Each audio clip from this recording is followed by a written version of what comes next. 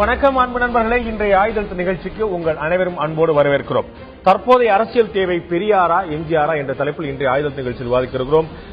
அடிப்படை காரணம் என்ன? பெரியாருடைய 42வது நினைவு தினம், எம்ஜிஆருடைய 28வது நினைவு தினம் இன்று அனுசரிக்கப்பட்டது. மாநிலம் முழுக்க பல்வேறு இடங்களில் அவருடைய புகழஞ்சலி செலுத்தப்பட்டது. பெரியார் என்று பெயர் நிலை பெற்றுவிட்ட ஈவேரா, புரட்சி தலைவர் என்றே அழைக்கப்படக்கூடிய எம்ஜிஆர், இந்த இரண்டு பேருக்கும் இந்த நினைவு தினம் தவிர ஏதேனும் ஒற்றுமையில் இருக்கின்றனவா, வேற்றுமையில் இருக்கின்றனவா? இரண்டு பேருக்கு ஒரு மிக முக்கியமான ஒற்றுமை, தமிழக அரசியல் வரலாற்றில், தமிழக வரலாற்றில் நீங்கள் தடம் பதித்த ஆழமான, தவிர்க்கவே முடியாத இரண்டு மாபெரும் ஆளுமைகள் என்று சொன்னால் பெரியாரையும் எம்ஜிஆரையும் குறிப்பிடலாம். இதை தாண்டி பல்வேறு விஷயங்கள்ல பிற்காலங்களில் இருவருக்கும் வேறு பாதை, யாருக்கும் முரண்பாடு கிடையாது. ஆனால் இருவருக்கும் சில சமயங்களில் இணையான பாதை, சில சமயங்கள் எதிர் துருவங்கள் என்று மாறி மாறி பயணித்தார்கள். இரண்டு பேருடைய ஆளுமை திறன் மிகப்பெரிய ஒரு முக்கியமான விஷயமாக கருதப்படுகிறது. பெரியார் முழுக்க தன்னுடைய சித்தாந்தங்களை, கொள்கைகளை, கோட்பாடுகளை முன்னிறுத்தி மக்களுடைய, குறிப்பாக தமிழர்களுடைய மூளையை தொடுபவராக, அவர் அறிவுசார் விஷயங்கள்ல தன்னுடைய புரட்சிகரமான கருத்துக்களை விதைப்பவராக இருந்தார். அதே சமயம் மறுபக்கம் பார்க்கும்போது எம்ஜிஆர் இதயங்களை தொடக்கூடியவர்களாக, தாய்மார்களுடைய பேரன்பை பெற்றவர்களாக, உடனடியான தற்காலிக தேவைகளை நிறைவேற்றக்கூடிய ஒரு மாபெரும் மனிதனாக அறியப்பட்டிருக்கிறார். இரண்டு பேருமே தொடர்ந்து இன்றும் போற்றப்படக்கூடியவர்களாகவும் விமர்சிக்கப்படக்கூடியவர்களாகவும் அடிக்கடி மேற்கோள் காட்டப்படுவதாக கூட இருக்கிறார்கள். இரண்டு ஆளுமையும் தமிழக அரசு தவிர்க்க முடியாது. இந்த இரண்டு ஆளுமைகளில் இன்றைய அரசியலுக்கு தேவையாக இருப்பது எம்ஜிஆருடைய பாணியா, பெரியாருடைய பாணியா என்பதுதான் இன்றைய விவாத தலைப்பா இருக்கிறது. இதை பற்றி தான் இன்றைய ஆயுதெழுத்து நிகழ்ச்சியில் விவாதிக்க இருக்கிறோம். நிகழ்ச்சி இந்த பகுதியில் நம்முடைய அதிமுக தோழமை இயக்கமாக இருக்கக்கூடிய இந்திய குடியரசுக் கட்சியோடு சேர்ந்த திரு சேக்கு தமிழரசன் நம்முடைய நினைக்கிறார், உங்களை நிகழ்ச்சிக்கு வரவேற்கிறார். அதே போல எழுத்தாளராக இருக்கக்கூடிய திரு ஆலி செந்தில்நாதன் நம்முடைய நினைக்கிறார், உங்களை நிகழ்ச்சிக்கு வரவேற்க. இன்னும் மேலும் சில விருந்தினர் நம்முடைய நினைக்கிறார். திரு ஆலி செந்தில்நாதன் நான் முதல் கேள்வி வைக்க விரும்புகிறேன். பெரியாருடைய மிகப்பெரிய அடையாளங்களில் ஒன்று திராவிடத்துக்காக அவர் கொடுத்த குரல். இன்று அவருடைய வழிவந்த பிள்ளைகள், அடுத்தடுத்த தலைமுறைகள் திராவிடம் தாண்டி தமிழ் தேசியம் என்று கையெடுக்கிறார்கள். திராவிடம் கால ஓட்டத்தில் மறைந்து எப்படி ஆரியம் என்பதற்கு எதிராக ஒரு திராவிடம் என்றதோ, அதுபோல திராவிடம் என்பதற்கு மாற்றாக தமிழ் தேசியம் என்ற பரிணாம வளர்ச்சி என்று பார்ப்பதா, அல்லது இதற்கான முக்கியத்துவம் அப்படியே இருக்கிற பெரியாருடைய சிந்தனைகளில் எந்த சமரசமும் இல்லை என்று பார்ப்பதா? அதாவது திராவிடத்தை பொறுத்து தமிழ் தேசியவாதிகள் முன்வைக்கக்கூடிய கருத்துக்கள்ல ரெண்டு விதமான கருத்துக்கள் இருக்கு. ஒன்று திராவிட இயக்கத்தை முழுமையாக மறுதளிச்சு அது தமிழ் தேசியத்துக்கு அல்லது தமிழர்களுக்கு எதிரானது என்று சொல்லக்கூடிய ஒரு கருத்து இருக்கிறது. இன்னொரு கருத்து திராவிட இயக்கத்துக்குன்னு ஒரு வரலாற்று காலம் இருந்தது, அது முடிந்து விட்டது, அதுக்கு அடுத்து நாம மேல போகணும் அப்படின்னு சொன்னா தமிழ் தேசியத்தை நோக்கி போகணும் அப்படின்னு சொல்லக்கூடிய கருத்து இருக்கு. இரண்டுமே தமிழ் தேசியம் என்ற பெயரால் தான் அறியப்படுகிறதுங்கிறதுனால நிறைய பேர் குழப்பம் இருக்கலாம். நான் ரெண்டாவது கருத்தை சேர்ந்தவர், அதை நான் முதல்ல உங்களுக்கு சொல்ல விரும்புறேன். அதாவது திராவிடத்தை எதிர்த்து தமிழ் தேசியம் பேசக்கூடியவர்கள் கிடையாது, திராவிடத்தை கடந்து தாண்டி. அதாவது திராவிடம் சொல்லும் போது அந்த திராவிடத்துக்கான, திராவிட சிந்தனைகளுக்கான காலம் காலாவதி ஆகிவிட்டது இல்ல, அப்படி அர்த்தம் கிடையாது. அதுதான் சொல்ல வரேன். எதிர்த்து நீங்க பேசுறதா தான் அப்படி பேசலாம். நீங்க திராவிட இயக்கம், அதாவது குறிப்பாக சுயமரியாதை இயக்கத்தினுடைய தோற்றத்துல 30களில் 40களில் என்ன அடிப்படையான விஷயங்கள் பேசப்பட்டதோ, பெரியாருடைய மிகப்பெரிய பங்களிப்பாக என்னெல்லாம் இருந்ததோ அந்த விஷயம், உதாரணமாக நீங்க சாதி ஒழிப்புன்னு எடுத்துக்கலாம், அல்லது தமிழர்களுக்கான உரிமை, பெண் விடுதலை, அதன் பிறகு பகுத்தறிவு, அது போன்ற பல்வேறு விஷயங்களை பின்னால் வந்த திராவிட கட்சிகள் சரியாக நிறைவேற்றாத போது அவர்கள் தான் அதை காலாவதியாக்கி இருக்கிறார்களுடைய மற்றவர் காலாவதி ஆகல. திராவிட இயக்கத்தினுடைய முதல் பகுதிங்கிறது ஒரு எழுச்சியாகவும் அதனுடைய பின்னாடி இருக்கிற பகுதி ஒரு வீழ்ச்சியாகவும் இருக்கு. அந்த அடிப்படையான விழுமியங்கள் இருக்குல்ல, பகுத்தறிவா இருக்கட்டும், அல்லது பெண் விடுதலையாக இருக்கட்டும், அல்லது தமிழர்களுக்கான உரிமை, சமூக நீதியெல்லாம் இருக்கு இல்லைங்களா, அதை எந்த தமிழ் தேசியவாதியும் மறுக்கிறது கிடையாது. அவர்கள் காலகட்டத்தில் நீங்க முதல்ல குறிப்பிட்ட போல திராவிடத்தை மறுதளிப்பவர்கள் இரண்டு விதமா பார்க்கிறாங்க. ஒன்று காலத்துக்கு இப்போ அடுத்த விஷயமா மாறி, ஒன்று அது அதனுடைய திராவிடம் அந்த சிந்தனையிலேயே சரியல்ல அப்படிங்கிற ஒரு விமர்சன பாரு. பெரியாரியம் பேசக்கூடிய திராவிடர் கழகம் உள்ளிட்ட இயக்கங்கள் இந்த தமிழ் தேசியவாதிகளை தமிழ் தேசிய வியாதிகள் என்று குறிப்பிடுகிறார்கள். அவருடைய நாளேட்டிலே குறிப்பிட்டார்கள். அவ்வளவு கடும் கோபமாக இந்த தமிழ் தேசியம் என்ற சித்தாந்தம் எதிர்க்கப்பட வேண்டியதா? பெரியார் இருந்தாலும் இதைத்தான் சொல்லியிருப்பாரா? ஒரு உண்மையான பெரியாரிஸ்ட் ஒரு சரியான தமிழ் தேசியவாதியை எதிர்க்கவே முடியாது. ஒரு விதத்துல பெரியாரோட மிகப்பெரிய தமிழ் தேசியவாதி ஒன்றும் கிடையாது. 1960களோட தொடக்கத்துல கிட்டத்தட்ட ஒரு 3-4 ஆண்டுகள் பெரியாரும் அன்றைய நாம் தமிழர் இயக்கத்தின் தலைவரும் இந்த நிர்வாகத்தினுடைய தொடக்க, அதாவது மூல காரணமாக இருந்த சீபா ஆதித்தனாரும் சேர்ந்து தமிழ்நாட்டில் நடத்தின போராட்ட காலகட்டத்தில் பெரியார் பேசுனதெல்லாம் நீங்க படிச்சீங்கன்னா அவரை விட மிக சிறந்த தமிழ் தேசியவாதி நீங்க பாத்திர முடியாது. பெரியார் பல விஷயங்கள்ல உள் முரண்பாடுகளை கொண்டவராகவும் இருந்தார் என்பது விமர்சனத்துக்குரியது. குறிப்பாக நான் இந்த ஆண்டு முழுக்க நாம் மொழி உரிமைக்காக போராடி கொண்டிருக்கிறோம். பெரியாருடைய மொழி தொடர்பான கோட்பாடு எங்களுக்கு உடன்பாடு கிடையாது. ஆனால் அடிப்படையில பெரியார் தமிழ்நாட்டினுடைய நலனுக்காக, தமிழக நலனுக்காக பேசின பல்வேறு விஷயங்கள்ல இருந்த குறைகளை வேண்டுமானாலும் சுட்டிக்காட்டலாமே ஒழிய அதனுடைய எக்ஸ்டென்ஷனாக நீட்சியாகத்தான் இன்னைக்கு பல தமிழ் தேசிய அமைப்புகள் வந்திருக்கிறது. திகாவுக்கும் அல்லது சில திராவிட இயக்கத்துக்காரர்களுக்கும் அதை பற்றி இருக்கக்கூடிய விமர்சனம்ங்கிறது அப்படியே பெரியாருடைய கோட்பாடுகள் அவங்க ஊன்றி இருப்பதனால வரக்கூடிய விமர்சனம் கூட கிடையாது. உண்மையிலே பெரியாருக்கு மிகப்பெரிய துரோகம் செய்பவர்களாகவும் கூட பல இடங்கள்ல நம்ம அவங்களை பார்க்க முடியும். நம்ம திராவிடம் என்பது ஒரு பக்கம் இருக்கட்டும், நாம முதல் கட்டமா திரு தமிழரசன் அவர்கள்ட்ட கேட்க விரும்புறேன். திராவிட இயக்கத்துடைய பாரம்பரியத்தில் ஈர்க்கப்பட்டவராக எம்ஜிஆர் இருந்தார். அவர் காங்கிரஸ் மீது ஈடுபாடு கொண்டிருந்தார், தேசிய இயக்கங்கள் மீது, திராவிடம் மேலும் கொண்டிருந்தார். ஆனா அவருடைய இறுதி காலங்களில் அரசியல் முன்னவர்கள் தேசியத்தை முழுமையாக தழுவியதாக இருந்தது. அது இந்திரா காந்தியோ மொரார்ஜி தேசாயோ மற்ற தேசிய தலைவர் எல்லாருமே ஒரு நல்ல உடன்பாடு கொண்டிருந்தார். ஒரு கடுமையான மோதல் போக்கை அவர் கொண்டிருக்கவில்லை. இது அரசியலுக்காகவா அல்லது அந்த கால ஓட்டத்துக்கு திரு செந்தில்நாதன் குறிப்பிட்டது போல திராவிடத்திற்கான காலம் வேறு விதமாக பார்க்க போகணும், அடுத்த கட்ட நகர்வுக்கு போகணுங்கிற சிந்தனையா? முதல்ல இந்த தலைப்பிலேயே இந்த விவாத தலைப்பிலேயே எனக்கு முழு உடன்பாடு கிடையாது. ஏன்னா பெரியார் ஒரு சமூக சீர்திருத்தவாதி. புரட்சித் தலைவர் எம்ஜிஆர் ஒரு மாபெரும் அரசியல் தலைவர், மக்கள் தலைவர், நல்ல நிர்வாகியும் கூட, கனிவு மிக்க மனிதநேய மிக்க ஒரு ஆட்சியாளர்.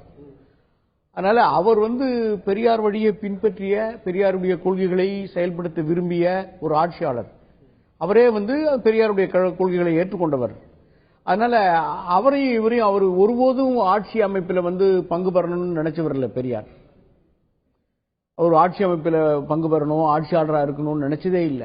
அதனால இது பொருந்தாத முடிவு வரும், பொருந்தாத தலைப்பு எப்படி முடிவு வரும்? இல்ல அவரா இவரா ஆட்சியாளர்கள் தங்களுடைய தனிப்பட்ட மனிதரோ இல்ல, ஒரே பெரியாரியம் உங்களுடைய பாணி இல்ல. உங்களுடைய கேள்விக்கு நான் பதில் சொல்லணும். ஆட்சியாளர்களுக்கு ஒரு பெரிய கடமை இருக்கு, தங்களுடைய கொள்கைக்கு அப்பாற்பட்ட கடமை. ஏன்னா அவங்க ஒரு பொது, அதுதான் அவங்க பொது ஊழியர். அவங்க ஒரு பொதுவான ஆட்சி அமைப்பை தலைமை தாங்குறாங்க. வெகு மக்களால், பெரும்பான்மை மக்களால் தேர்ந்தெடுத்து அவங்களுடைய கொள்கைகள் வேறு. அது எப்படி இருக்கும்? கொள்கைகளுக்கு அங்கதான் முரண்பாடு. கொள்கைகளுக்காக வாக்களிக்கப்பட்டிருந்தால் கொள்கை தான் பிரதானமா இருக்கும், அதோட இம்ப்ளிமெண்டேஷன். நீங்க எதுக்கு தேர்தல் அறிக்கைன்னு ஒண்ணு கொடுக்குறீங்க, என்னுடைய கொள்கை எதுன்னு சொல்றீங்க, இதில் உடன்பட்டு மக்கள் வாக்களிக்கிறார்கள் என்றால் அதை நீங்க இம்ப்ளிமெண்ட் பண்ணணும். நீங்க கொள்கை வேறு. நீங்க அதான் இப்ப எப்படி தலைப்புல நீங்க ஒரு முரண்பாடு வச்சுக்கிட்டீங்களோ அதே போல சமூக கொள்கை என்பது வேறு, அரசியல் கொள்கை என்பது வேறு. அரசியல் கொள்கை என்பது மக்களுடைய நலத்திட்டங்களுடைய, மக்களுடைய பாதுகாப்பு, மக்களுடைய உரிமை, இது தொடர்பானது. இடஒதுக்கீடு என்பது சமூகம் சார்ந்ததா அரசியல் சார்ந்ததா? இடஒதுக்கீடு என்பது சமூகம் சார்ந்தது, அரசியல் இல்ல. அதுல அரசியல் கிடையாது. இல்ல அரசியல் என்ன இலக்கணம் தெரியுங்களா? இடஒதுக்கீடு நீங்க அரசியல் பிரிக்க முடியாது என்பதற்கு ஆக சிறந்த உதாரணம் இடஒதுக்கீடு. நீங்க பேசி முடியுங்க, நான் சொல்றேன். அரசியல் 2 பேர் பேசுகிற 2வது நிமிடம் தொடங்கிவிடும். ஒரு தனி மனிதன் அல்ல, 2 பேர் பேசிக் கொண்டிருக்கிற போது 2வது நிமிடம் அரசியல் தொடங்கிவிடும். நீங்க சொல்றது இதான் அரசியலுக்கு இலக்கணம் சொன்ன மாபேதைகள் சொன்ன இலக்கணம் இல்ல. நீங்க சொல்றது ஒரு சமூகமாகிற போது, தனி மனிதன் சமூகத்தில் பங்கேற்கிற போது, அடுத்தவரோடு வருகிற போது அரசியல் தொடங்குது, இன்னொருவரோட சேர்கிற போது அரசியல் தொடங்குது. அதான் அரசியல் அமைப்பு. இல்ல நீங்க சொல்றதுனால ஒரு சமூக கொள்கைகளை அரசியல் ரீதியாக வென்றெடுப்பவர்கள் ஆட்சியாளர்கள். ஆனா அது நீங்க ஒரு சர்வாதிகாரியை போல நிர்பந்திக்க முடியாது. சர்வாதிகாரியை போல, அதாவது பெரியார் அவர்களே கூட தன்னுடைய கொள்கைகளை எப்படி பண்ணாரு? நான் ஒரு சின்ன எடுத்துக்காட்டு சொல்றேன். அவர் அவ்வளவு கடுமையா நாத்திகவாதி என்றது நாட்டுக்கு தெரியும். கடவுளையும் அது சார்ந்த கொள்கைகளையும் எவ்வளவு விமர்சித்தாருன்னு தெரியும். ஒரு நாள் குற்றாலத்துக்கு போறார். எதுக்கு? ரசிக பண்ணி டிகேஸோட 60வது நிறைவு விழாவுக்கு போறார், மணி விழாவுக்கு. போகிற போது பக்கத்துல இருந்து சொல்றாங்க, அவர் எங்க வச்சிருக்காரு தெரியுங்களா இந்த மணி விழாவை? முருகன் கோயில் மண்டபத்தில் வச்சிருக்காரு, கோயிலுக்கு பக்கத்தில் வச்சிருக்காரு. போனோமா நம்ம, நீங்க போறது நல்லா இருக்குமான்னு. பெரியார் சொன்ன பதில், போலாமே, முருகனுக்கு இல்லையா 60வது மணி விழா? என் நண்பர் டிகேசிக்கு தானே, ரசிகவண்டி டிகேசிக்கு தானே மணி விழா, போலாமே. ஆக அவர் சமூக சீர்திருத்தவாதியாக இருந்தாலும் எப்படிப்பட்ட அணுகுமுறை இருந்தது? அது அவருக்கு இயல்பான அணுகுமுறை. ஆனால் ஆட்சியாளர்களுக்கு கடமையான அணுகுமுறை இல்ல. இரண்டும் எப்படி முரண்பட்டது அப்படின்னு எனக்கு இன்னும் நீங்க புரிய வைக்கல நான் நினைக்கிறேன். இந்நிலையில திராவிட முன்னேற்ற கழகத்தைச் சேர்ந்த ஊடகத்துறையுடைய தலைவர் திரு டி.கே. இளங்கோவன் நம்முடைய நேரார். உங்களை நிகழ்ச்சிக்கு வருகிறேன். திரு இளங்கோவன், என்னுடைய கேள்வி, பெரியாருடைய மிகச்சிறந்த ஒவ்வொரு செயல்பாடுகளை பார்க்கும்போது திராவிடம் ஒரு மிகப்பெரிய கொள்கை. நம்ம முதல்ல நம்ம சொன்னோம், திராவிடம் என்பது இப்ப தமிழ் தேசியமா மாறிடுச்சா, திராவிடத்துக்கான தேவை நீர்த்து போயிருச்சா, அல்லது திராவிடம் தமிழ் தேசியம் என்ற அடுத்த கட்ட பரிணாமத்தை அடைந்திருக்கிறார் என்ற கேள்வி உள்ளது. இன்னைக்கு பெரியாரியம் தேவை என்று சொன்னால், இன்றைக்கு பெரியார் இருந்திருப்பாரே ஆனால் அவர் இன்னமும் திராவிடத்தை தான் பேசியிருப்பாரா அல்லது தமிழ் தேசியம் பக்கம் நின்றிருப்பாரா? திராவிடம் என்பது ஒரு இனம், அது ஒரு மானிடவியல் தத்துவம். எப்படி சீனர்கள் இருக்கிறார்களோ, எப்படி ஆப்பிரிக்கர்கள் இருக்கிறார்களோ, அப்படி திராவிடர்கள் என்பது ஒரு இனம். அந்த இனத்தை விட்டு விலக முடியாது. அந்த இனத்திலே பல மொழி பேசுபவர்கள் இருப்பார்கள், அந்த இனத்திலே பல பழக்க வழக்கங்களை கொண்டவர்கள் இருப்பார்கள். இது ஒரு ஹியூமன் ரேஸ். இதை முதலில் அடிப்படையிலே நாம் புரிந்து கொள்ள வேண்டும். அதிலே பல மொழி பேசுபவர்கள் கலப்பின் காரணமாக, ஆரிய மொழி கலப்பின் காரணமாக மொழிகள் சிதைந்து பல மொழி பேசுபவர்களாக தமிழ் மொழி பரவலாக பேசப்பட்ட காலத்திலிருந்து மாறி ஒரு 3000 ஆண்டுகளுக்கு முந்தைய மொழி பல இடங்களிலே வேறு கலப்புன மொழியாக இன்றைக்கு மாறி இருக்கிறது என்பது அறிவியல் ரீதியாக நிரூபிக்கப்பட்டுள்ளது. தமிழகம் தாண்டி பழைய சென்னை மாகாணமாக இருக்கக்கூடிய இன்றைய தமிழகம் தாண்டி வேறு எங்கும் ஏன் பேசப்படவில்லை என்பது யோசிக்கணும் இல்லையா? அது ஒரு இனமாக நாம் சொல்லக்கூடிய தென் மாநிலங்களை சொல்வது அறிவியல் பூர்வமாக ஏற்கப்பட்ட ஒரு இனத்துடைய அடையாளமாக இருந்தால் அது அந்த மாநிலங்களும் தன்னுடைய அடையாளமாக இருக்கணும் இல்லையா? அவர்கள் யாருமே திராவிடம் பற்றி பேச மறுக்க திராவிடத்தை தமிழகம் மட்டுமே தூக்கி பிடித்துக் கொண்டிருக்கிறது இல்லையா? திராவிடத்தை திராவிடர்கள் தான் தூக்கி பிடித்தாக வேண்டும். இல்ல, தமிழர்கள் தவிர்த்து நீங்கள் சொல்லக்கூடிய திராவிடம் தமிழர்கள் தவிர்த்து யாரேனும் தூக்கி பிடித்தா சொல்ல திராவிடத்துக்கு எதிரி யார்? இங்கே இந்த திராவிடத்திற்கான இனத்தை தூக்கி பிடிக்க வேண்டிய தேவை ஏன் வந்தது என்றால், திராவிடத்துக்கு எதிராக ஆரியம் என்று ஒன்று இருந்த காரணத்தினாலே திராவிடத்தை தூக்கி பிடிக்க வேண்டிய தேவை. சில பண்பாட்டு படையெடுப்பின் காரணமாக திராவிடர்கள் தங்களை கொஞ்சமாக இழக்க வேண்டிய நேரத்தில் திராவிடத்துக்கான தேவை என்ன என்பதும் திராவிடம் எதை முன்னிறுத்தி என்பதும் நம்ம உணர்ந்த விஷயம் நம்ம மறுக்கல. அது அப்ப செயல்பாட்டில் இருந்துச்சு. நான் கேட்கிறது, இன்று அதே திராவிடத்துடைய அடுத்த தலைமுறை பிள்ளைகளா இருக்கக்கூடியவர்கள் திராவிடம் ஒத்து வருமா என்ற கேள்வி எழுப்பும் போது பெரியார் நிலைப்பாடு என்னவா இருக்கும் சொல்லி கேட்கிறேன். அதான் என்ன, தமிழகம் தவிர்த்து பிற மாநிலங்கள்ல நம்ம சொல்லக்கூடிய மலையாளத்திலேயோ கன்னடத்திலேயோ திராவிடம் பற்றி யாரும் பேசுவதில்லை. ஒரு தயவு செய்து ஒரு பெயர் சொல்லின் பொருளை தவறாக புரிந்து கொண்டு பேசாதீர்கள். திராவிடம் என்பது இதற்கெல்லாம் அப்பாற்பட்டது. நான் என்ன செய்தாலும் நான் பிறப்பால் திராவிடன், என் பாரம்பரியம் திராவிட பாரம்பரியம், இதை யாராலும் மாற்ற முடியாது. ஆப்பிரிக்கலாக இருக்கிறார்கள், அதே போல திராவிடம் என்பது ஒரு இனம் சார்ந்த விஷயம். நீங்க சொல்ற நான் சரியா புரிந்து கொள்ள முயற்சி. பெரியாரியத்துல உங்களுக்கு சற்றும் சளைக்காமல் இருக்கக்கூடிய உங்களுடைய மிக நெருங்கிய நண்பராக இருக்கக்கூடிய திரு சுபவீர பாண்டியனுடைய இயக்கத்தினுடைய பெயரே திராவிடர் இயக்க தமிழர் பேரவை. நான் கேட்கிறேன், திராவிடர் தமிழர் என்ற இரண்டு சொற்களும் எப்படி ஒரே பெயர்ல அமைய முடியும்? அப்ப இரண்டுமே வேறுபட்டது என்பதைத்தானே அவர் சொல்றாரு. கட்டாயம் இனத்திலிருந்து மொழி வேறுபட்டது, மொழியிலிருந்து பண்பாடு வேறுபட்டது என்பது எல்லா இடத்திலும் உண்டு. ஆப்பிரிக்கா முழுவதும் உள்ள ஆப்பிரிக்கர்கள் என்று சொல்லக்கூடிய இனம் இருக்கிறதே, இது உருவ அமைப்பிலே எப்படி மாறுபட்டு இருக்கிறதோ அதுபோல திராவிடர்கள் என்பவர்கள் உருவ அமைப்பிலே ஒத்து இருப்பவர்கள். எனவே நீங்கள் அதை போட்டு குழப்பிக் கொள்ளாதீர்கள். இதிலே நாம் பண்பாட்டு ரீதியாக பார்ப்பது என்னவென்றால், தொல்காப்பிய காலம் தொட்டு இங்கே ஒரு சமத்துவத்தை உருவாக்கிய இந்த திராவிட சமுதாயத்திலே ஆரிய கலப்பின் காரணமாக பல்வேறு சமன்பாடுகள் முறியடிக்கப்பட்டு ஏற்றத்தாழ்வுகள் உருவாகிவிட்டது என்பதை எதிர்த்துத்தான் பெரியார் குரல் கொடுத்தார். இப்பொழுது நீங்கள் திராவிடத்தை விட்டு விடுங்கள், இந்த ஏற்றத்தாழ்வுகளுக்கு எதிராக நிற்பீர்களா, காலத்தில் தேவை இருக்கிறதா என்ற கேள்விகளை வைக்க வேண்டும் என்றால் நீங்கள் திராவிடம்னு நீங்க சொல்றீங்களே, இந்த திராவிடம் அப்படிங்கிற இந்த சொல் அரசியலையும் இலக்கியத்திலும் எப்ப வந்ததுன்னா 19ஆம் நூற்றாண்டுல 19ஆம் நூற்றாண்டுக்கு பிறகு 1910 அந்த காலகட்டங்கள்ல.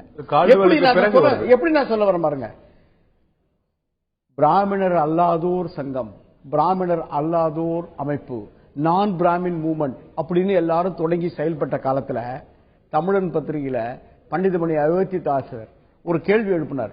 என்ன கேள்வினா, அது என்ன நீங்க பிராமணர் எதிர்த்து இயக்கன்றதே பிராமணரை வச்சுக்கிட்டு தான் சொல்லுவீங்களா? நான் பிராமின் தான் உங்களை ஐடென்டிஃபை பண்ணுவீங்களா? உங்களுக்கு ஒரு ஐடென்டிபிகேஷன் இல்லையா? உங்களை ஐடென்டிஃபை பண்ணிக்கிறதுக்கு பிராமணர் அல்லாதோர் சொல்லிப்பீங்களா? பிராமணர் மையப்படுத்தி தான் போயிருக்காங்க. அதை மையப்படுத்தி தானே சொல்றீங்க.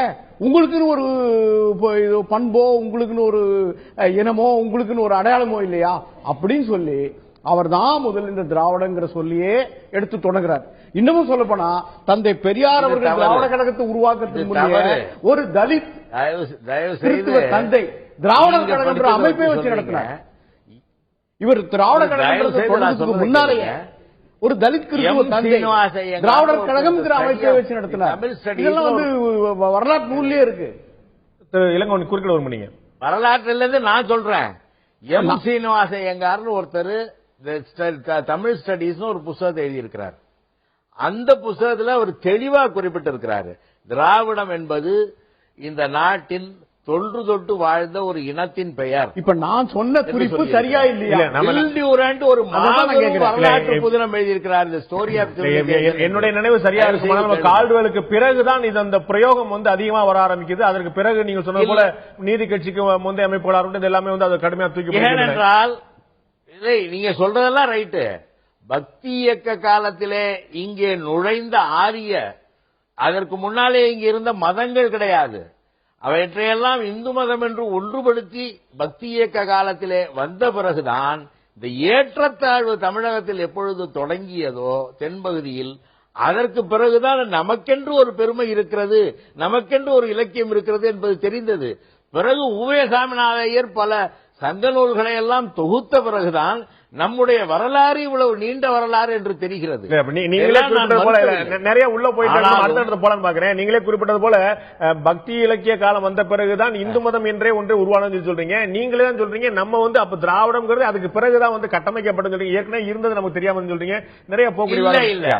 திராவிடம் கட்டமைக்கப்பட்டு 3000 4000 திராவிடம் என்பது கட்டமைக்கப்பட்டது அல்லங்கிற.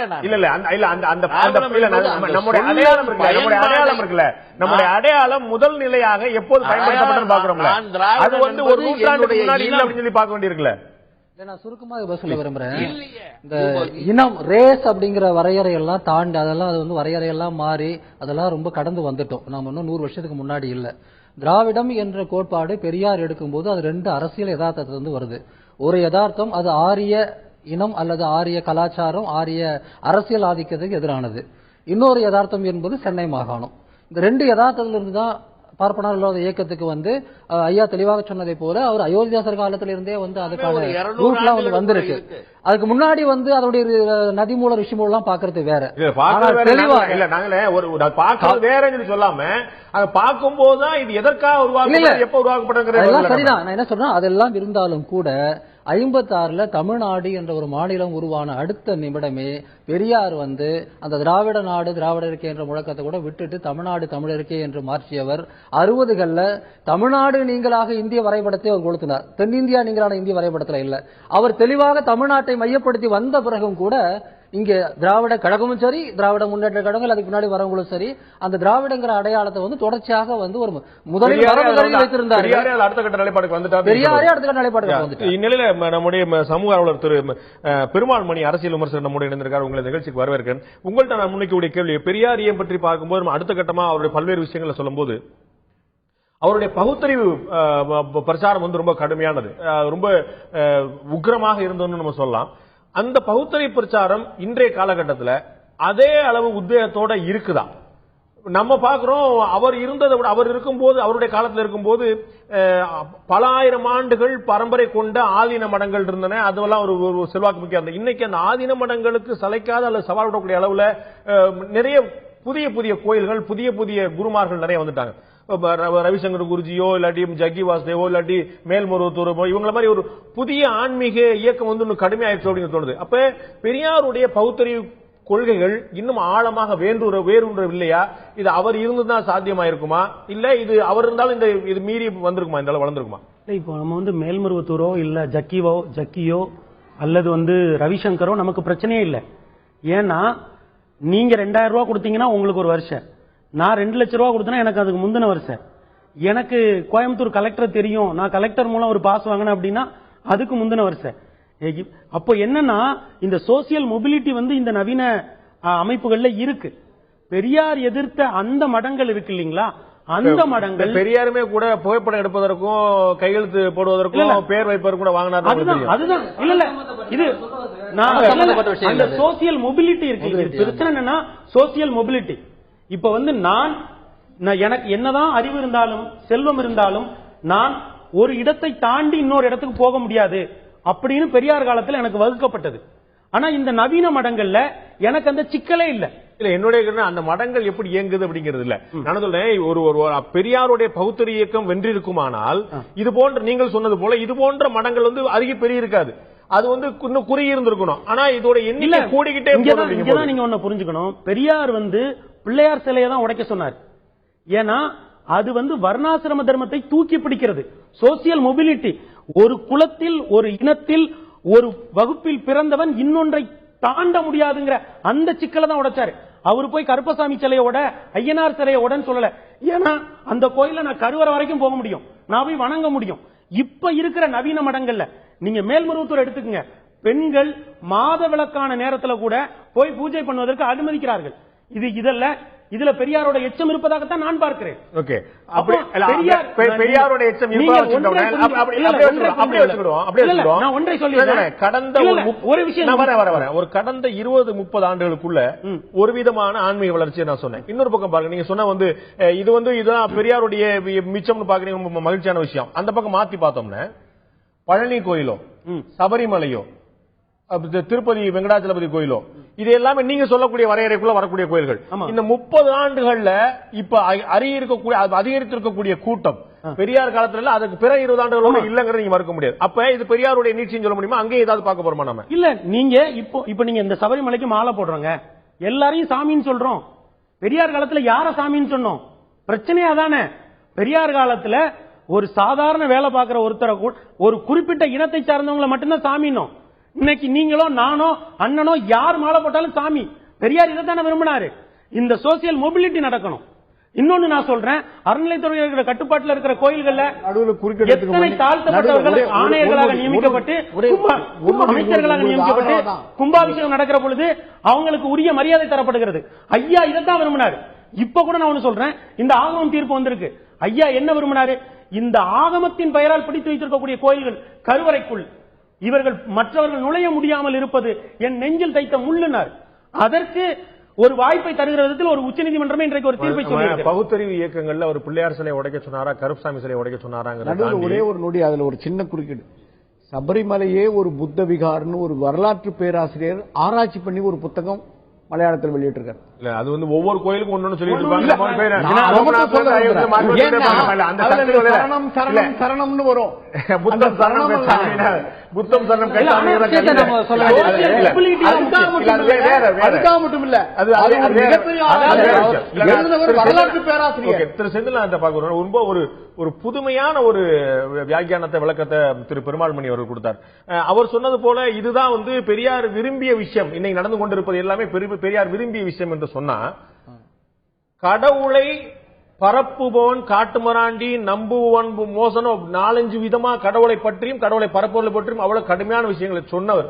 இன்னைக்கு கோயில் பக்தர்கள் ஆன்மீக மாலை போடுவதெல்லாம் பெருகிருச்சு அப்படின்னு சொன்னா இங்க சமத்துவம் வந்துருச்சு. இதைத்தான் பெரியார் பாக்குற பார்வை சரிதானா? இல்லங்க, அதாவது பெரியாருடைய கருத்தை நிறைய பேர் புரிஞ்சுக்கிறதுல இருக்கக்கூடிய சிக்கல் இது. அதாவதுங்க ஒன்னு வந்து பெரியார் வந்து இப்ப இருக்கக்கூடிய யதார்த்தத்துக்கு அப்பாற்பட்ட ஒரு கனவு, ஒரு விதமான கனவையும் பேசக்கூடியவர். அதாவது வந்து கடவுள் இல்லை, ஜாதி இல்லை, மதம் இல்லை, பாலின வித்தியாசம் இல்லாத வந்து ஒரு கனவை பற்றி அவர் நிறைய பேசுறாரு. ஆனா அதனுடைய அரசியல் வடிவங்கிறது வந்து அதை அப்படியே கொண்டு வந்து வைக்கிற விஷயம் கிடையாது. அந்த இடத்துல யதார்த்தம் வரும். சாதி மறுப்பு, சாதி ஒழிக்கணும்னு சொன்ன பிறகு ஏன் இடஒதுக்கீடு பத்தி பேசுறோம்? இடஒதுக்கீடுங்கிறது ஜாதிய யதார்த்தத்தை அங்கீகரிப்பது. அதுல ஏற்ற தாழ்வு இருக்கு, இவனுக்கு கூடுதல் இடத்தை கொடு அப்படிங்கிறது. அது போல வந்து கடவுள் இல்லைங்கிறவர் வந்து அனைத்து ஜாதியினரும் அர்ச்சகர் ஆகணும்னு ஏன் சொல்றாரு? இல்ல வந்து மக்களுக்கு வந்து கோயில்ல உரிமை வேணும் அப்படின்னு சொல்றாரு. ஏன் சொல்றாருன்னு பாத்தீங்கன்னா, ஒண்ணு வந்து அடிப்படையான கோட்பாடு, இது சோசியலிசமும் நடைமுறைக்குள்ள வித்தியாசம் போலதான். அடிப்படையான கோட்பாடுகளை சில சமயம் அவர் பேசுவார். அந்த இடத்துல கடவுள்ங்கிறது முட்டாள்தனம், அதை நம்புறது அயோக்கிதனம் பேசுறதுங்கிறது அடிப்படை கோட்பாடு. ஆனா பெரியார் மற்ற பகுத்தறிவாளர்களான இங்கர்சால் போன்றவர்களிடம் வித்தியாசப்படுற இடம் அதுதான். பெரும்பாலும் உலகத்தில் இருக்கிற பகுத்தறிவாளர் தலைவர்கள் எல்லாமே வெறும் ப்ரீச் பண்ணாங்க, போதனை சொன்னாங்க. நீ நாத்திகனாயிரு, பகுத்தறிவாளனாயிரு, இதை நம்பாத அதை நம்பாதன்னு. ஆனா பெரியார் வந்து இரட்டை என்ன சொல்ற தண்டவாளம் போலதான், அது ரெண்டும் ஒட்டாதான், ஆனா ஒன்னாதான் போகும். கடவுள் இல்லை என்று சொல்கிற பெரியார் தான் அனைத்து ஜாதியினரும் அர்ச்சகர் ஆகணும்னு சொல்றாரு. அவருடைய அர்த்தம் என்னன்னா, ரெண்டுத்தையும் இணைக்கிற கோடு வந்து சுயமரியாதை என்பதுதான். பக்தனாக இருந்தாலும் சுயமரியாதை உள்ளவனாக இரு, பக்தனாக இருந்தாலும் உரிமை உள்ளவனாக இருங்கிறத அர்த்தம். சிறிய அளவுக்கு நீ ரொம்ப வியப்பான ஒரு விஷயங்கள் வெளிவந்து கொண்டிருக்கிறேன். நான் வரேன் திரு தமிழரசன். இதுல வந்து அனைத்து ஜாதியினரும் அர்ச்சகரானால் பௌத்தரி வளருமா ஆன்மீக வளருமா அப்படிங்கிற ஒரு கேள்வி இருந்திருக்கிறது. இதுல ரெண்டுல எதை வந்து பெரியார் அதிகம் விரும்பினார் என்ற கேள்வி. இதை தாண்டி இன்னொரு விஷயம், தமிழகத்தில் இந்திய அளவில் சித்தாந்தங்கள் அதிகம் பேசப்பட்டு வந்த காலத்தில், சித்தாந்த ரீதியாக மோதல்கள் கருத்து மோதல் இருந்து கொண்ட காலத்தில் சித்தாந்தத்தை தாண்டிய தனிமனித முன்னிறுத்தல்களை முதன்மைப்படுத்தியவர் எம்ஜிஆரா? அவருடைய காலத்துக்கு பிறகுதான் சித்தாந்தங்களை பின்னுக்கு தள்ளிவிட்டு ஒரு மனிதர், அவர் எப்படியா இருந்தாலும் சரி, எங்களுடைய மனிதர், எங்களுடைய தலைவர் என்ற ஒரு துதிபாடக்கூடிய, ஒரு போற்றி போகக்கூடிய தன்மை, வாய்ப்பு, சந்தர்ப்பம் ஏற்பட்டதா? விவாதிக்கலாம் ஒரு சீனியர் விலைக்கு.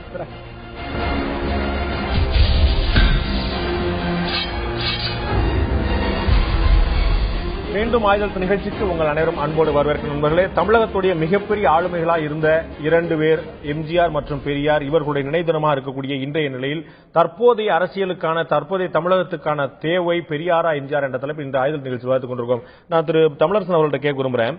இன்னைக்கு வந்து தனிநபர் துதிபாடல் தமிழக அரசியல் அதிகமாயிருச்சு அப்படிங்கிற விமர்சனம் கடுமையா இருந்திருக்கக்கூடிய காலகட்டத்தில் அன்புமணி ராமதாசோ, ஸ்டாலினோ, ஜெயலலிதாவோ ஒரு தனிநபரை முன்னிறுத்தக்கூடிய தேவை இப்போது ஏற்படுத்தி எல்லாருமே சொல்றாங்க, திராவிட முன்னேற்ற கழக தலைவர் உட்பட. இதற்கான ஆரம்ப புள்ளி எம்ஜிஆரா? அவருக்கு பிறகுதான் சித்தாந்தங்கள் பின்னுக்கு தள்ளப்பட்டு தனிநபர்கள் முன்னிறுத்தப்பட்டார்கள் என்றால் மறுப்பீர்களா? நிச்சயமா கிடையாது. நான் இன்னைக்கு வந்து அவங்க ரெண்டு பேருடைய நினைவு நாள், அது குறித்து விவாதிக்கிறோம். அதே நேரத்தில் இன்னொன்னும் நான் இப்போ குறிப்பிடுறது எனக்கு அவசியம்னு கருதுறேன். இந்த இதே காலகட்டம் தான் தியாகச்செம்மல் கக்கஞ்சியோட நினைவு நாள். இன்னைக்கு தான் கூலி கேட்டதுக்காக 40க்கும் மேற்பட்டவர்கள் அப்படியே உயிரோடு பொசுக்கப்பட்ட வெண்மணி நினைவு நாளும் அந்த மாதிரியான புரட்சித் தலைவர் எம்ஜிஆரை பொறுத்த வரைக்கும் அவருக்கு திரைப்படத்தில் இருந்த அந்த செல்வாக்க அவர் பயன்படுத்திக்கிட்டார். அந்த செல்வாக்க அவர் பயன்படுத்தி அரசியலாக்கி அதிகாரத்துக்கு வந்து அந்த அதிகாரத்தின் மூலம் விரும்பிய தலைவருடைய கோட்பாடுகளை ஏற்று ஏழை எளிய மக்களுக்கு அந்த வழியில உதவி பண்ணணும்னு ஒரு ஆட்சி நிர்வாகத்தில் 13 ஆண்டு காலம் அசைக்க முடியாத மக்கள் செல்வாக்கு. அதை நம்ம கேள்வி எழுப்பல. நம்ம என்ன கேட்கிறோம் அப்படின்னு, காங்கிரசுக்கு எதிர்த்து திராவிட இயக்கங்கள் கடுமையாக வளர்ந்தது. திராவிட இயக்கத்திலேயே திகாவோடு கொள்கை அளவுல முரண்பட்டு திமுக வந்தது. திமுகவுக்கும் காங்கிரசுக்கும் கொள்கையில 100 விழுக்காடு முரண்பாடு இருந்தது. ஆனால் திமுகவுக்கும் அதிமுகவுக்கும் அந்த காலத்தில் என்ன முரண்பாடு இருந்தது கொள்கை அளவில் அப்படின்னு சொல்லி சொன்னா, எம்ஜிஆர் கருணாநிதி என்ற 2 நபர்களை தவிர வேற முரண்பாடு சொல்ல முடியல. எனக்கு தெரியல. இப்ப நீங்க இந்த கேள்வி எழுப்புனதுனால தனிமனித வழிபாடா அரசியல் அப்படின்னு இந்த கேள்வியை நீங்க எழுப்புனதுனால நான் சொல்றது, சித்தாந்தங்கள் பின்னுக்கு தள்ளி தனிநபர் முன்னிறுத்தப்பட்ட எம்ஜிஆர். நான் கரெக்டா கேட்கிறேன். அதான் மாத்தி விட்டுறேன். சித்தாந்தங்களை பின்னுக்கு தள்ளி அப்படிங்கறதுலாம் நான் சொல்றேன். இது சுதந்திர போராட்டத்துக்கு அந்த கட்டத்திலேயே சுதந்திர போராட்டத்துக்கு பிறகு உருவாக்கப்பட்ட இந்தியாவிலே வந்துடுச்ச. காந்திங்கிற தனி மனிதர் தானே மிகப்பெரிய அளவுல வந்து சித்தாந்தங்களை தள்ளி கொண்டு வந்து நிறுத்தினாங்க. இல்ல, காந்தி என்பது ஒரு கோட்பாட்டின் அடையாளம். அவர் வந்து ஒரு தனி நபர் அல்ல, இந்திய சுதந்திர வேட்கையின் ஒட்டுமொத்த உருவம். காங்கிரஸுக்கு அப்படி ஒரே ஒருமித்த கோட்பாடு இருந்துதான் காங்கிரஸுக்கு இருந்தது. சுபாஷ் சந்திர போஸ் போல தீவிரவாதம் இல்லையா? அதனால தானே முரண்பட்டு பண்ணாங்க. சுபாஷ் சந்திர போஸ் அதான் சொல்ல வரேன். சரி, இப்ப காந்திக்கும் காந்தி உருவாக்கி நேருக்குமே வந்து கொள்கை முரண்பாடு இருந்தது. அதான் சொல்ல நான் சரியா புரிய வைக்க பாக்குறேன். அப்படி என்னன்னு முரண்பாடு இருக்க போய் தான் சந்திரபோஸ் வந்து தனியா போயிட்டார். அதனாலதான் அவர் வந்து நான் ஐஎன்ஏ தான் சரி, உங்க கட்சியெல்லாம் சரி வந்து கொள்கை பிளவுகள் தான். நான் சொல்ல திமுக அதிமுக போனதுமே கொள்கை பிளவா நான் பார்க்கல. ரொம்ப முக்கியமா அப்படின்னாங்க, ஐடியாலஜிங்கிறது ஒண்ணுங்க, அத்தாரிட்டிங்கிறது ஒண்ணு. காந்திகிட்ட தாங்க ஐடியாலஜியும் அத்தாரிட்டியும் ஒன்னா சேர்ந்தது. நீங்க சொன்னது எக்ஸாக்ட்லி ரைட். காந்தியிசம் அப்படிங்கறதுல அவர் காங்கிரஸ் வழி நடத்துறாரு. அதற்கு பிறகு அத்தாரிட்டி, சுதந்திரம் கிடைச்சிருச்சு, அத்தாரிட்டி வராங்க. அத்தாரிட்டியை வந்து 3 பிரிக்கிறாங்க. எப்படின்னா traditional authority, charismatic authority, rational legal authority. இப்போ அமெரிக்கா மாதிரியான நாடுகள்ல இன்னைக்கு ரேஷனல் லீகல் அத்தாரிட்டிக்கு போயிட்டாங்க. நீங்க இன்னமும் பாருங்க, சத்தீஸ்கர்ல அரச குடும்பங்கள் தான் பெரும்பாலும் முதலமைச்சர் வராங்க. திக்விஜய் சிங் அரச குடும்பத்தை சேர்ந்தவர், வசுந்தரா ராஜே அரச குடும்பத்தை சேர்ந்தவங்க, அல்லது வட மாநிலங்கள்ல இருக்கிறவங்க ஆதிக்க சாதியா அந்த ஆண்ட குடும்பங்கள்ல இருந்து வராங்க. தென் மாநிலங்கள்ல இந்த கரிஸ்மேட்டிக் அத்தாரிட்டி, ட்ரெடிஷனல் அத்தாரிட்டியை மொத்தமா உடைச்சிட்டு கரிஸ்மேட்டிக் அத்தாரிட்டியா எந்திரிச்சது முதல்ல எம்ஜி ராமச்சந்திரன், ரெண்டாவது என் டி ராமாராவ். அப்போ தென்னகம் இந்த அத்தாரிட்டி விஷயத்துல ஒருபடி முன்னாடி தான் நிக்குது. இப்ப இதுக்கு பிறகு என்ன வரும்னா இப்ப வந்து சித்தாந்தங்கள் இல்லாமல் தனிநபர்களை ஒட்டுமொத்தமாக நம்பி அரசியல் முன்னெடுப்பை செய்வது வந்து ஒரு படி முன்னாலும் சொல்லிட முடியுமா? அப்படிதான் நீங்க பாக்கணும். ஏன்னா நம்ம டெவலப்பிங் கண்ட்ரீஸ்லங்க ட்ரெடிஷனல் அத்தாரிட்டியை முதல்ல தள்ளிட்டோம்னா போதும். இப்ப தமிழ்நாட்டுல எங்கயாவது பஞ்சாயத்து வச்சு இப்ப ட்ரெடிஷனலா ரேஷனலா தனி மனித தூயாங்கிறது இல்ல, சரியான கொள்கை கோட்பாடுகள் இருக்கா நம்ம பாக்குறோம். நம்ம இன்னைக்கே எல்லாருமே சொல்ற மாதிரி திமுகவுக்கும் அதிமுகவுக்கும் கொள்கை அடிப்படையில் என்ன வித்தியாசம்? எக்ஸாக்ட்லி இங்க ஜெயலலிதா இருக்காங்க, கருணாநிதி இருக்காரு. இப்போ திராவிட இனவாதம் அப்படிங்கிறதுக்கு மேலேயே திமுக அதிமுக நிக்குன்னு வச்சுக்கோங்க. இப்போ இந்த கட்சியை கரிஸ்மேட்டிக் லீடர்ஸ் வந்து வழி நடத்துறாங்க. ஏன்னா ஒரு டெவலப்பிங் கண்ட்ரீஸ்ல அப்படிதான் நடக்கும். இதுக்கப்புறம் என்ன வரும்னா திமுகக்குள்ளேயும் அதிமுகக்குள்ளேயும் உட்கட்சி ஜனநாயகம் பலம் பெற்று நீங்க இன்னைக்கே கூட பாருங்க, மாவட்ட செயலாளர்களாகவும் ராஜ்யசபா எம்பிக்களாகவும், நான் ஒரு உதாரணம் மட்டும் சொல்றேங்க, தமிழ்நாட்டில இருந்து போகிற ராஜ்யசபா எம்பிக்களோட பொருளாதாரத்தை பாருங்க. வட இந்தியால யார் வேணாலும் எந்த சம்பந்தமே இல்லாம வந்து ராஜ்யசபா எம்பி ஆக்குறாங்க. தமிழ்நாட்டில் அப்படி ஆக்குறாங்களா? கேடர்ல இருந்து தான் ஒருத்தர் ராஜ்யசபா எம்பி ஆக்குறாங்க. அப்ப இதுவே நாம் இந்த ஐடியாலஜியை புரிந்து கொண்டு அரசியல் செய்வதற்கான படிதான். ராஜ்யசபா நீங்க கொஞ்சம் மாறி போறீங்களோ? ராஜ்யசபா எம்பிகளா யாரானாலும் அவங்க யாரு ஒரு 4 ராஜ்யசபா எம்பி நீங்க அதிமுக பேர் சொல்லிருங்க, உங்களுக்கு வந்து சிறப்பு பரிசு கொடுத்துடலாம். ஏன்னா ராஜ்யசபா எம்பியோ அமைச்சரோ எல்லாமே ஒரு நபர் தான், ஒரு நபருடைய கிளைகளாக இருந்திருக்காங்க. Exactly right. நான் என்ன சொல்றேன்னா இன்னைக்கு டாப் லெவல் லீடர்ஸ் எடுத்துருங்க. டாப் லெவல்ல நமக்கு ஒரு டெவலப்பிங் கண்ட்ரில கரிஸ்மேட்டிக் லீடர் இருந்தா தான் யுனைட் பண்ண முடியும் கண்ட்ரியை. அப்படிங்கிற எண்ணம் சரியாக அடுத்த லெவல்ல முடியாது. இல்ல எம்ஜிஆருக்கு பிறகு அதிமுக எவ்வளவு பெரிய சிக்கலுக்கு உள்ளானது அப்படின்னா ஐடியாலஜி சித்தாந்த ரீதியாக அதை முன்னெடுத்துக்கொள்ள ஆகல. எம்ஜிஆருக்கு அடுத்த கரிஸ்மேட்டிக் லீடர் யாரு? அப்படி போய் ஜெயலலிதா பரிதா வர்றாங்க. அப்ப அந்த கட்சியை தாங்கி பிடிச்சது யாரு? இரண்டாம் கட்ட தலைவர்கள். அந்த இரண்டாம் கட்ட தலைவர்களுடைய பின்புலம் என்ன? ரசிகர் மன்றத்தில இருந்து வந்தவங்க இருக்காங்க. டிகிரி முடிச்சுட்டு எம்ஜிஆர் சீட்டு கொடுக்கிறாரு போய் நம்ம கேட்கலாம்னு சொல்லி டிகிரி முடிச்சிட்டு இருந்தவங்க இருக்காங்க. திராவிட மாணவர் முன்னேற்ற கழகத்திலிருந்து வந்தவங்க இருந்தாங்க. அவங்க தான் அந்த இரண்டாம் கட்ட தலைவர்கள் தான் அதற்கு பிறகு தங்களுடைய தலைவியை தேர்ந்தெடுத்தார்கள். நான் கேக்குறது உள்ள வந்து ஆணிவேர் நிறைய இருக்கும், நிறைய இல்ல, நான் மறுக்கல. ஆனா இதுக்கான எல்லாத்துக்குமான சூத்திரதாரியாக எல்லாத்துக்குமான ஒரு முகமா இருப்பது தனிநபர்கள் தானே கொள்கை கோட்பாடுங்கிறத கேட்க. நான் திரு செந்தில் அவர்கிட்ட கேட்க விரும்புறேன். எம்ஜிஆரால அதிமுக ஆரம்பிக்கப்பட்ட பிறகு எம்ஜிஆரால நீக்கப்படாத அல்லது ஓரங்கட்டப்படாத அரசியல் தலைவர்களே அவருடைய கட்சியில இல்ல. ஆரம்பியிலிருந்து எல்லாருமே அடுத்த கட்டத்தில் பல பேர் வந்து ஒன்னு நீக்கப்பட்டாங்க, ஓரங்கட்டப்பட்டாங்க. எனக்கும் மக்களுக்குமான நேரடி தொடர்பு இருக்கும் போது இடையில் யாரும் தேவையில்லை. இந்த அரசியல் சரியானதா? இன்னைக்கு நம்ம அந்த மாதிரி ஒப்பிட்டு சொல்ல முடியும்? நிச்சயமா தவறானது. இப்ப வந்து ஒரு பெரும்பாலும் தவறானதுன்னு சொன்னா குறுக்கு பண்ணிடுறேன். தவறானதுன்னு முடிவு பண்ணோம்னா கொள்கை கோட்பாடுகள்ல சித்தாந்த ரீதியாக வலுவாக இருக்கக்கூடிய இடதுசாரி இயக்கங்கள் ஏன் இந்தியா முழுக்க வலுப்பெற முடியவில்லை? இந்த மாதிரி கொள்கை கோட்பாடுகளை குறைத்து பிடிக்கக்கூடிய தனிநபரை முன்னிறுத்தக்கூடிய இந்த இயக்கங்கள் வலுப்பெற்றுக் கொண்டே போதிய. நான் என்ன சொல்ல வரேன்னா, அவர் பெரும்பாலும் சொன்ன ஒரு விஷயம் உடன்பாடு. அது என்னன்னா, இந்த வரையான ஒரு வளர்ந்து கொண்டிருக்கக்கூடிய சமூகங்கள்ல எல்லாம் உடனடியாக நடந்துடாது, அது கொஞ்சம் கொஞ்சமா தான் நடக்கும். ஆனா திராவிட இயக்கத்துல இன்னொரு பாரம்பரியமும் இருக்கு. அண்ணா வந்து முடிந்த வரையில் ஜனநாயக ரீதியான ஒரு கட்சியாக, ஒரு அமைச்சரவையாக ஒன்னு வந்து உருவாக்கினார். ஓரளவுக்கு, அதாவது ஒப்பீட்டு அளவுல வந்து பாத்தீங்கன்னா ஓரளவுக்கு ஜனநாயக ரீதியான ஒரு அரசியல் கலாச்சாரத்தை வந்து அவர் உருவாக்கினார். ஆனா கடைசியா ஆனா எம்ஜிஆர் வரும்போது இவரு நம்ம அமைச்சராக இருந்த திருநாவுக்கரசு ஒரு முறை சொன்னாரு, புரட்சி தலைவர் தான் நம்பர் 1, நாங்கெல்லாம் 0. அவர் பக்கத்தில் இருக்கிறதுனால எங்களுக்கு மதிப்பு, இல்லைன்னா எந்த மதிப்பு இல்லைன்னு சொல்லிட்டு ரொம்ப பெருமையாக வந்து அமைச்சர் வந்து திருநாவுக்கரசு ஒரு முறை சொன்னார்.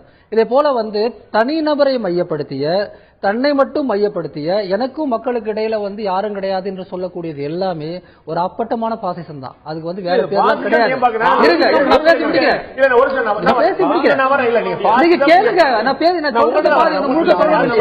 பாசிசம் என்று சொல்லும் போது நான் நிர்மாணிக்கிற சக்தியா இருந்தா அப்படி சொல்லலாம். மக்கள் தான் 5 ஆண்டுகளுக்கு ஒரு முறை சாமானிய மக்கள் ஒவ்வொரு முறையும் தேர்ந்தெடுக்கிறார். அவர் தமிழக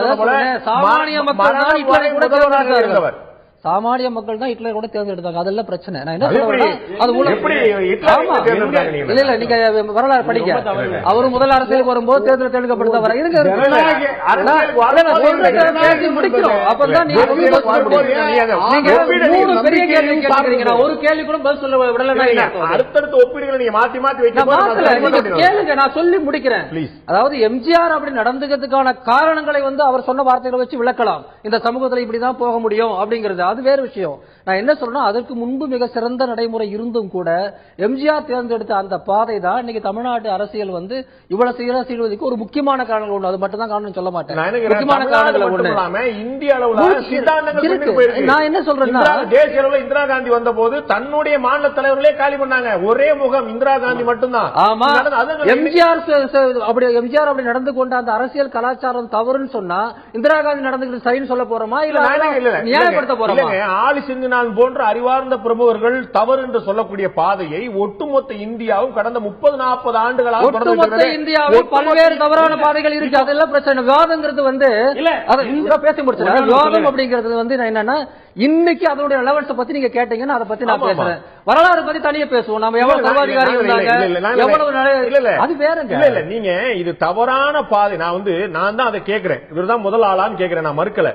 இது தவறான பாதை என்பதும் இது பாசிசம் என்று சொல்லும் போது நான் உள்ள வர வேண்டிய போது ஏன் அப்படின்னா, பொதுமக்கள் ஏற்கிறார்கள், வெகுஜன மக்களை ஈர்க்கிறது சித்தாந்த ரீதியாக இடதுசாரி இயக்கங்கள் வலுப்பெற முடியல. பொதுமக்கள் ஏற்கிறார்கள் என்கிற ஒற்றை வார்த்தையில அதுதான் ஜனநாயகம் முடிவு பண்றது சரியானது கிடையாது. பல சமயங்கள்ல சொல்றேன், பல சமயங்கள்ல மக்கள் மத்தியில எந்த கருத்துகள் இருக்குதோ அந்த கருத்துகளுக்கு மக்கள் உடன்படுவார்கள். மக்கள் ஏற்றுக்கொள்ளக்கூடிய விஷயங்கள் எல்லாமே சரியாகணும் ஒன்னும் அவசியம் கிடையாது. எம்ஜிஆர் அப்படிப்பட்ட ஒருத்தர் தான்.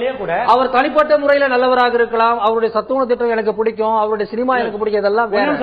அரசியல் அவர் கொண்டு வந்த கலாச்சாரம் தான் இன்னைக்கு 16 மடங்கு 32 மடங்கு பெருகி மிக மோசமாக தமிழ்நாட்டில் மாறி. அதுதான் இன்றைய அதிமுகவுடைய தன்மை. இல்ல எல்லா கட்சியுமே நீங்க சொல்ல முடியாது. நான் இன்னைக்கு இருக்கிறதா பேசுறேன். நீங்க எல்லா கட்சியும் பொதுப்படையா பேசுறதுன்னா அது வேற டிபேட். அதிமுக அதெல்லாம் பிரச்சனை. அதிமுகவோ பாமகவோ தேமுதிகவோ மதிமுக எல்லாமே கலாச்சாரம் எல்லாமே ஒரு மாவட்ட செயலாளருக்கும் அமைச்சருக்கும் அந்த மாவட்டத்தில் கொடுக்கக்கூடிய சுதந்திரத்தை கணக்கில் எடுத்துதான் பேசணும். பொத்தும் பொதுவா பேசக்கூடாது. அதுதான் இந்த இயக்கங்கள் இவ்வளவு வலுவாக சீரழிந்து போவதற்கான கலாச்சாரம் சொல்லக்கூடிய விஷயம். வாய்ப்பு தரணும்.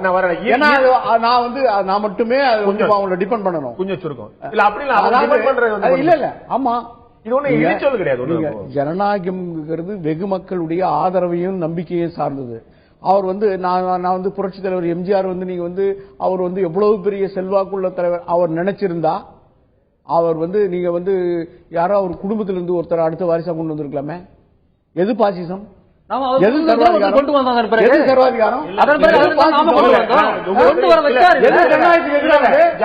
கொண்டு வரப்பட்டார். அது முயற்சி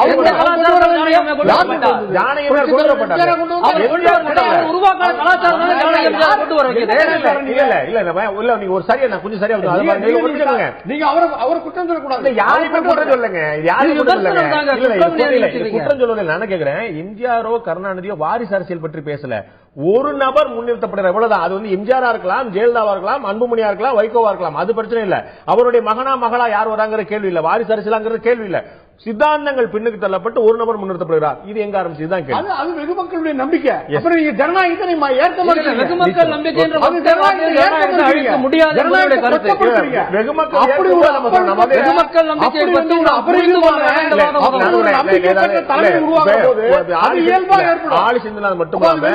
நம்பிக்கைக்கு எதிரானது. வலுவான சிந்தனை கொண்ட திராவிட முன்னேற்ற கழக தலைவர் கருணாநிதி போன்றவர்கள் எதிர்ப்பு அரசியல் செய்து கொள்கை ரீதியாகவும் கோட்பாடு ரீதியாகவும் தனிமனித ரீதியாகவும் கடுமையான விமர்சன போக்களை வைத்தும் கூட அந்த வாதங்கள் வைக்கப்பட்ட பிறகும் எம்ஜிஆர் இறுதி மூச்சு வரை முதல்வராக இருக்கிறார் என்று சொன்னால் மக்கள் மரியாதை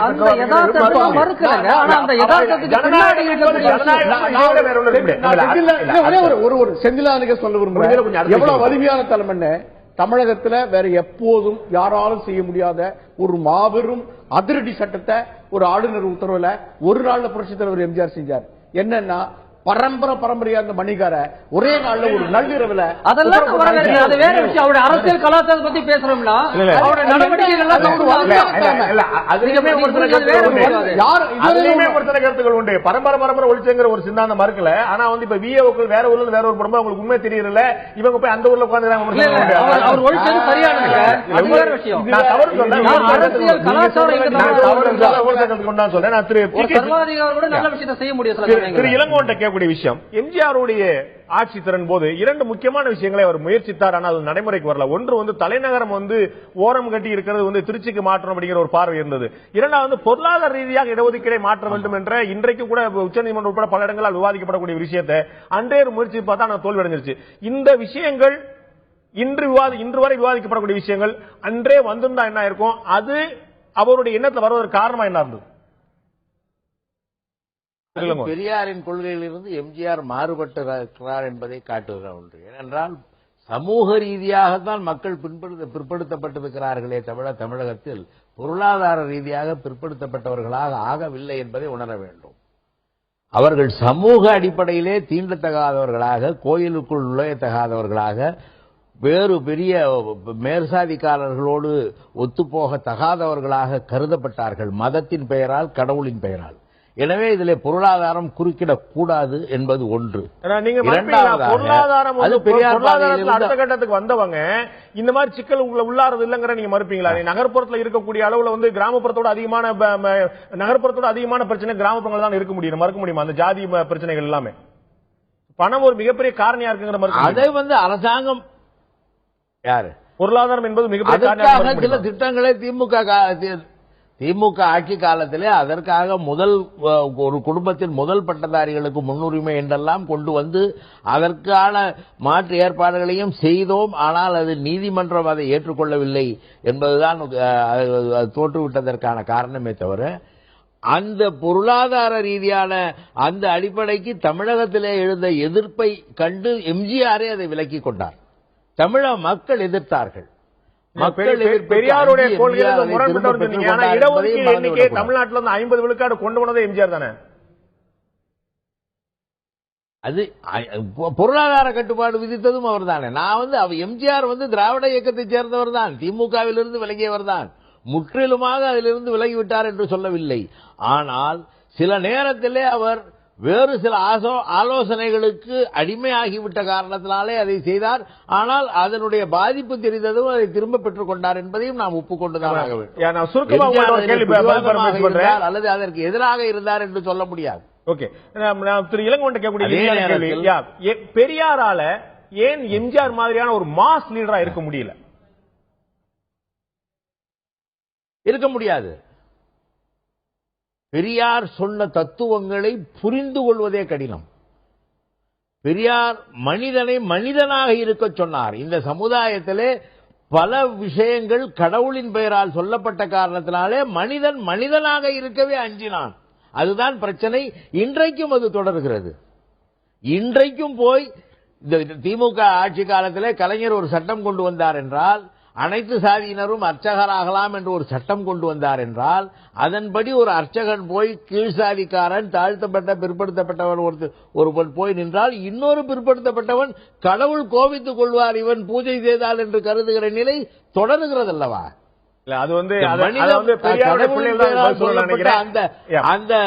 அந்த அடிமைத்தனத்தை ஏற்றுக்கொண்டு அதிலிருந்து விலகுவதற்கு கஷ்டப்படுகிறான் அல்லவா?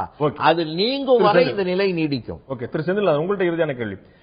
இந்த பெரியாரும் எம்ஜிஆரும் அம்பேத்கர் போல, காந்தி போல வெறும் அடையாள குறியீடுகள் ஆகிவிட்டார்களா? ஐடியாலஜிக்கலா அவங்களை எடுத்துட்டு போறதோ, அவங்களை பரப்புறதோ, அவங்களை ஆழமா வேரூன்ற வைக்கிறதோ சாத்தியம் இல்லாத விஷயமா மாறிடுச்சா? இல்ல, நான் சாத்தியமில்லாத விஷயமா மானதா நான் நினைக்கல. ஆனா வேற ஒரு கட்டத்தை நோக்கி அது போக வேண்டியிருக்குன்னு நான் நினைக்கிறேன். நீங்க 50கள் 60களில் பெரியார் எப்படி செயல்பட்டாரோ அதே போலதான் இன்னைக்கும் செயல்படணும் அப்படின்லாம் நம்ம யோசிக்க முடியாது. அப்புறம் எம்ஜிஆருடைய ஆட்சியினுடைய அவருடைய அரசியல் கலாச்சார விமர்சன ஒழிய அவர் ஒரு வெல்ஃபேர் ஸ்டேட் தான் இங்க உருவாக்கி இருந்தார். அதனுடைய தன்மைகள்லாம் இன்னைக்கும் போயில, இன்னைக்கும் அதனுடைய தேவை இருக்கு. ஆனா காலகட்டத்துக்கு ஏற்ற மாதிரி ரெண்டுமே மாறக்கூடிய ஒரு விஷயம்தான். பழசை வந்து அப்படியே நம்ம வந்து இருத்தி வச்சிருக்க முடியாது, அது அப்டேட் ஆக வேண்டியிருக்கு. அடுத்த தலைமுறை தான் அதை வந்து அப்டேட் பண்ணணும். அதனால நமக்கு சில சமயம் என்ன தோணுதுன்னா அவங்க வெறும் ஐக்கானா மட்டும் இருக்கிறாங்களான்னு தோணுது. தொடர்ச்சியும் இருக்கு, முறிவும் இருக்கு. அப்படிதான் பெருமாள் இறுதியான கேள்வி. பெரியார் வந்து தன்னுடைய செயல்பாடுல ஒரு தடாலடியான போக்கை கொண்டவர். அவருடைய பேச்சு, அவருடைய செயல், அவருடைய கூட்டம் எல்லாமே வந்து ஒரு பெரிய விஷயம். இன்னைக்கு நம்ம டாலரன்ஸ் பத்தி, சகிப்புத்தன்மை பற்றி கடுமையா பேச முடியும். இன்னைக்கு காலகட்டத்தில் அவர் இருந்திருந்தாருன்னா என்ன ஆயிருக்கும் உங்களால் கற்பனை பண்ண முடியும்? கண்டிப்பா. இப்ப நான் ரெண்டே உதாரணம் மட்டும் சொல்றேன். இப்ப இந்த ஆகமம் சட்டம், இந்த தீர்ப்பு வந்துச்சு இல்லையா, ஐயா வந்து எடுத்து எரிஞ்சு பேசியிருப்பாங்க, என்ன செய்யணும் அப்படின்னு சொல்லியிருப்பாங்க. அதே மாதிரி ஆனா திராவிட கழகத்துடைய தலைவர் திரு வீரமணி வரவேற்கிறாரு. அதான் அந்த வரவேற்கிறாங்கல்ல. இப்ப இவங்க ஒரு எடுத்தறிஞ்சு பேசியிருப்பாங்க. எடுத்தறிஞ்சு என்ன நான் என்ன சொல்றேன்னா, அந்த ஆகம அந்த சட்டத்தை நீங்க அந்த தீர்ப்பை நல்லா படிச்சீங்கன்னா, இன்றைக்கு அந்த அர்ச்சகர்களை நியமிப்பதற்கு ஆகமத்தின்படி நியமிப்பதற்கு எந்த தவறும் இல்லை. ஆனால் அத போய் ஒரு அத்தாரிட்டியா பேசணும் இல்லையா? ஆகமத்துல எங்கேயுமே அப்படி சொல்லல. எந்த ஆகமம் இன்னைக்கு ஐயா இருந்தா ஒரு கேள்வி கேட்டிருப்பாரு. தமிழ்நாட்டில் 1200 கோவில் இருக்கு. ஏதாவது ஒரு கோவில் யாராவது ஒருத்தன் ஒரு கட்டளை எழுதி கொடு, இந்த ஆகமத்துப்படி தான் எங்க கோயில் இயங்குதுன்னு சொல்லி எழுதி கொடு பார்க்கலாம் அப்படின்னு கேட்டிருப்பாரு. ஆனா இன்னைக்கு அதை கேட்கறதுக்கு நமக்கு இங்க ஆள் இல்ல. இல்ல ஒவ்வொரு கோயிலுமே இயங்குது இல்ல. இன்னைக்கு யாராவது ஒருத்தர் அதை எழுதி தர முடியுங்களா? புரியல. எழுதி தர வைகான ஆகமப்படி இயங்குது, பாஞ்சராத்திர ஆகமப்படி, சைவ ஆகமப்படி இயங்குது. அவங்க ஒரு ஆகம் வச்சு ஃபாலோ பண்றாங்க. ஐயா நான் ஒன்னே ஒண்ணு சொல்றேங்க பாண்டே, வேத மரபை மறுத்து எழுந்ததுதான் ஆகமம். ஆகமம்னாலே சடங்குகள்னு அர்த்தம். ஆமா, அந்த சடங்குகள் மட்டும் விதிமுறைகள் சொன்னா இல்ல, விதிமுறைகள் வேற, சடங்கு வேற. அங்க அதான் விதிமுறை. கோயில் சடங்கு அப்படின்னா நீங்க ஒரு வழிபாட்டு முறை பற்றி மட்டும் தான் இருக்கும். ஆகமம் என்பது கோபுரம் பற்றி பேசுகிறது, விமானம் பற்றி பேசுகிறது. ஆனால் ஆகமத்திற்குள் ஜாதிய பாகுபாடு கிடையாது, ஆகமத்திற்கு மொழி கிடையாது, ஆகமம் வர்ணாசிரமத்தை தூக்கி பிடிப்பது இல்ல. உச்ச நீதிமன்றம் அது வேறு விவாதம், அது நான் மறுக்கல. நானு உச்ச நீதிமன்றம் குறிப்பிட்டு காட்டக்கூடிய ஆகமத்திலேயே இன்னின்ன சாதியினர் இங்க இருக்கணும்னு சொல்லி வரையறுப்படுத்த வர்க்க சொல்லிருக்காங்க. ஜாதி மறுப்பு சொல்ல முடியுமா? அது யூசேஜ் வேற. அந்த தீர்ப்பு இப்ப நான் என்ன சொல்றேன்னா, அந்த தீர்ப்பினுடைய மையம் இருக்கிறது இல்லையா, அந்த மையத்தை நான் என்ன கருதுகிறேன் என்றா, இன்றைக்கு வரைக்கும் எந்த தலைவரும் தொடவில்லை. ஐயா இருந்திருந்தா அந்த மையத்தில் நின்று தடாலடியாக பேசியிருப்பார். இன்னொன்றையும் நான் சொல்ல விரும்புகிறேன். நாம் ஜல்லிக்கட்டை பற்றி பேசுகிற பொழுது அதை பண்பாட்டை பற்றி மட்டுமே நாம் சொல்லுகிறோம். ஆனால் ஐயா இருந்திருந்தா அதுக்குள் இருக்கிற ஜாதிய சிக்கலையும் எடுத்து பேசியிருப்பார்.